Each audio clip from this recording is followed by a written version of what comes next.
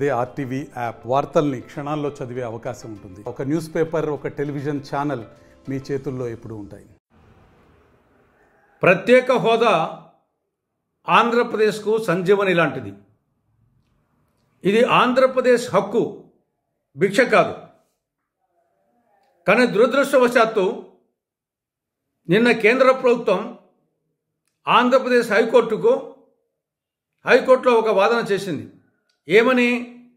ఆంధ్రప్రదేశ్కు ప్రత్యేక హోదా అనేది మౌఖిక హామీనే తప్ప ఇది రాతపూర్వక హామీ కాదు. అందువలన కోర్టులు జోక్యం చేసుకోకూడదు అని నిన్న హైకోర్టులో వాదించడం జరిగింది. ఇంతకంటే సిగ్గుచేటైన విషయం మరొకటి ఉండదు. ఇది పలాయనవాదానికి పరాకాష్ట.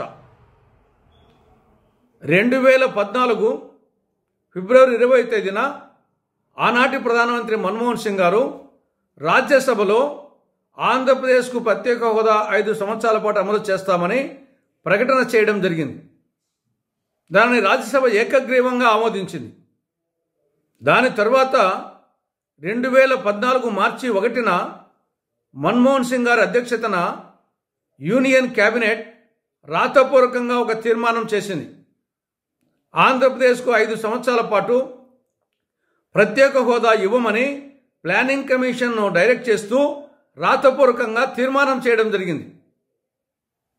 దాని తర్వాత బీజేపీ తన ఎన్నికల మేనిఫెస్టోలో మా యొక్క పోరాటం మేరకు 5 సంవత్సరాలకు ఒప్పుకున్నది మన్మోహన్ సింగ్ ప్రభుత్వము, మేము అధికారంలోకి వస్తే దాన్ని మరో 5 సంవత్సరాల పాటు పొడిగిస్తామని చెప్పేసి రాతపూర్వకంగా మేనిఫెస్టోలో రాయడం జరిగింది. దాని తర్వాత తిరుపతి ఎన్నికల సభలో నరేంద్ర మోడీ గారు, ఒకవైపు వెంకయ్య నాయుడు గారు, ఒకవైపు చంద్రబాబు నాయుడు గారు, మధ్యలో నరేంద్ర మోడీ గారు కూర్చొని తిరుపతి వెంకన్న సాక్షిగా బీజేపీ అధికారంలోకి వస్తే 5 సంవత్సరాలు కాదు 10 సంవత్సరాలు ప్రత్యేక హోదా ఆంధ్రప్రదేశ్కి అమలు చేస్తామని తిరుపతి వెంకన్న సాక్షిగా ఎన్నికల సభలో చెప్పడం జరిగింది.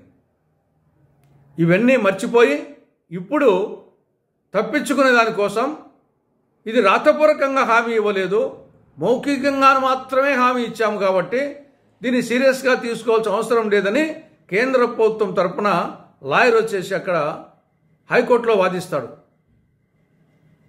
ఈ రాష్ట్రంలో టీడీపీ, జనసేన, వైకాపా పార్టీలు దాని గురించి ఏమన్నా మాట్లాడు. మరిన్ని వీడియోస్ కోసం ఛానల్ ని సబ్స్క్రైబ్ చేయండి. లేటెస్ట్ అప్డేట్స్ కోసం వాట్సాప్ ఛానల్ ని ఫాలో చేయండి. అండ్ లింక్ డిస్క్రిప్షన్ లో ఉంది.